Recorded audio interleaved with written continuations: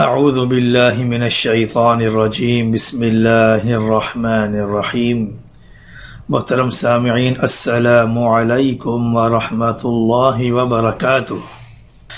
جو شخص یہ چاہتا ہو کہ اسے کوئی نقصان نہ پہنچے، نہ اس کو کوئی ناگہانی مصیبت پہنچے، ہر قسم کے نقصان سے وہ محفوظ رہے، تو یہ دعا پڑھ لے اور اس دعا کا خوب اہتمام کر لے۔ صبح کے وقت 3 دفعہ اور شام کے وقت 3 دفعہ یہ دعا پڑھ لے۔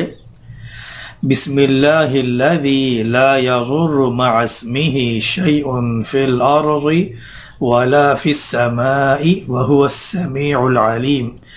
اس دعا کو 3 دفعہ صبح کے وقت، 3 دفعہ شام کے وقت۔ ابو داود کے اندر یہ روایت موجود ہے کہ اس کو ناگہانی مصیبت نہیں پہنچے گی۔